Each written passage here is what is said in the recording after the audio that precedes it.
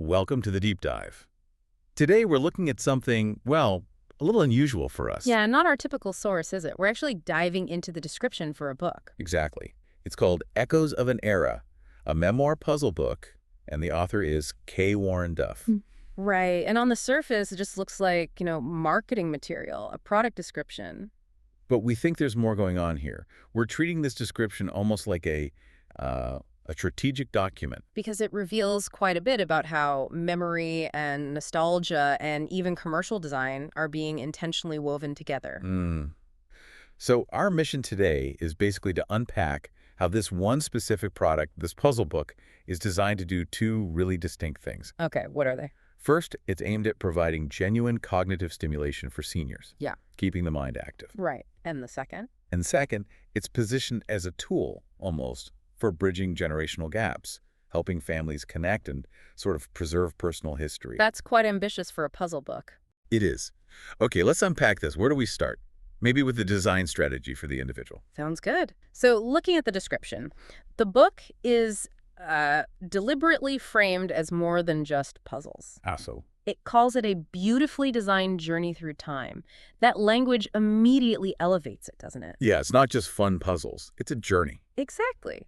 And they mention the author K. Warren Duff writes with deep compassion and understanding. Oh, so that frames the approach. It suggests it's sensitive, maybe, to the challenges of aging or memory. Precisely. It signals that the design isn't just about difficulty, it's about empathy. Okay, that's the framing.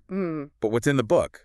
The source mentions specific things, right? It does. It lists nostalgic puzzles, word searches, picture prompts, and memory games. A real mix. So why that particular combination? What does putting those together do for the senior user that, say, just reading a memoir wouldn't? Well, I think the key is active engagement. These aren't passive activities. You mean like you have to do something, not just read? Exactly. A memoir tells you a story. But these puzzles, especially things like word searches or picture prompts, they force you into what psychologists call retrieval practice. Retrieval practice. Yeah. Digging information out. Yes. You're not just passively receiving the info, you're actively pulling it out from your own long-term memory. That's the exercise part. Okay, so that shifts it. It moves from just being entertainment into the realm of, like, wellness, cognitive wellness. That seems to be the core claim, yeah. The description says it's crafted to exercise the mind and keep memory strong. Right. So for the senior using it alone, the primary benefit pitched is proactive cognitive health. It mentions sparking memories and bringing joy, sure, but strategically. Strategically, it's about mental exercise, maybe helping to delay decline. That seems to be the underlying goal, and it also helps seniors, as the source puts it, rediscover the stories that make them who they are. Okay, here's where it gets really interesting for me, because that ties the cognitive benefit directly to, like, self-identity. How do you mean? Well, it's not just any memory recall. It's recalling your stories, your past. So solving a puzzle isn't just a cognitive win. It's an affirmation. It says, yes, this part of me, this memory, it's still there. That's a great point. It makes the perceived value deeply personal. It validates their lived experience. And the way it does that seems crucial, too. It uses specific triggers, right? The engines of nostalgia, as you call them. Absolutely. The choice of content is highly strategic. This isn't random trivia. So what kind of triggers are we talking about? What does the source say the book focuses on? It mentions the specific cultural markers of a generation's youth. Things like the music they listened to, the fashions they wore, cultural icons everyone would recognize from that time, and just details of everyday life that really shaped that generation. So it's very targeted, not just general history, but the feel of a specific era. Exactly. Highly resonant, deeply personal, that's the goal. It's designed for those ha-ha moments of recognition. But wait, isn't there a risk there? If you focus too tightly on, say, the 50s or 60s, don't you potentially leave out people who came of age a bit earlier or later? That's definitely a potential limitation. It seems they're prioritizing the depth of connection for a core group over maybe a broader, shallower appeal. And the language they use to describe the process is really telling. It says the pages gently nudge the heart and mind. Gently nudge. I like that. It sounds inviting, not demanding. Exactly. That word gently is key. It implies it's a low-stress invitation to remember. It works against the potential frustration of, struggling to recall something or solve a puzzle. So the tone itself is part of the design. It's meant to be encouraging, not like a test. I think so. It cushions the cognitive task, makes it feel safe to try. Okay, so if we connect this to the bigger picture, Yeah.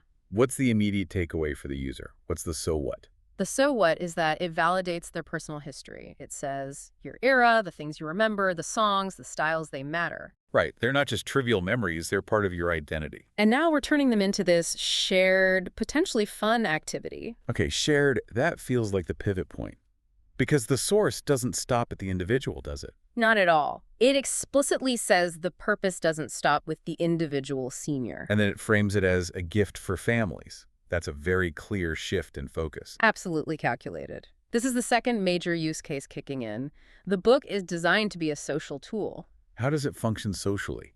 What role does it play in a family setting, according to the description? It's positioned as a conversation starter, a memory keeper, and, crucially, a tool for bridging generations. Bridging generations, that's a big claim. How does a puzzle book do that? Well, the idea is that the shared activity itself becomes the bridge. The source gives these really vivid examples. Like what?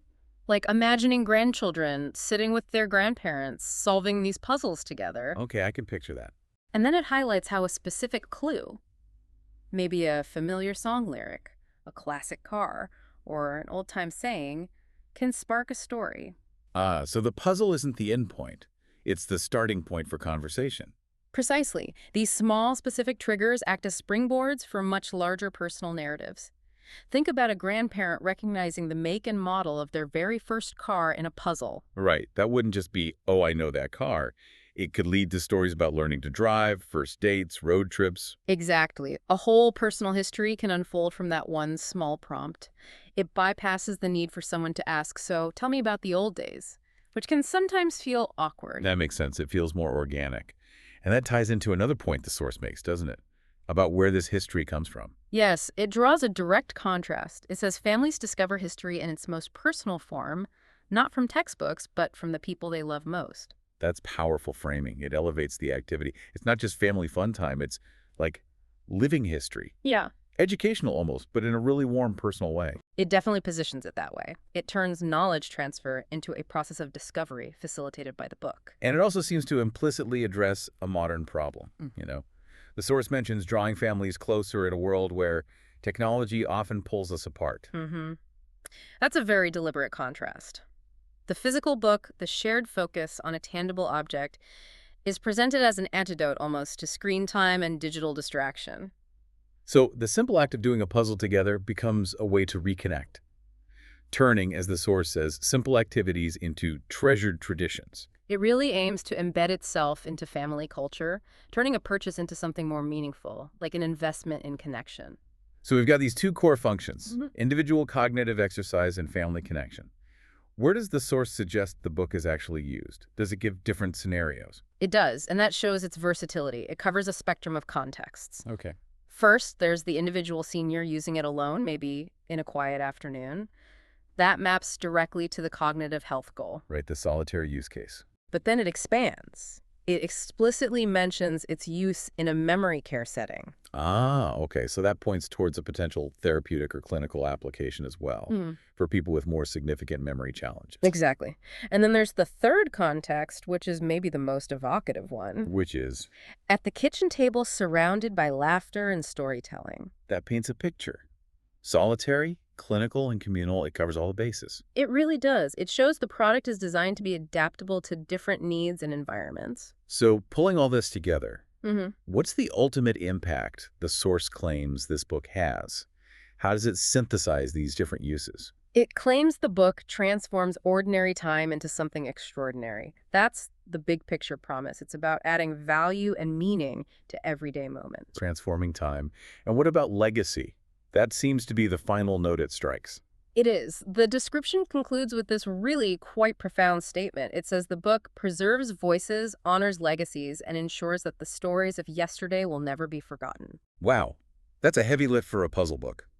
How does it claim to preserve voices? Well, the implication is that by sparking these stories and encouraging them to be shared, maybe even written down or recorded by the family. Okay.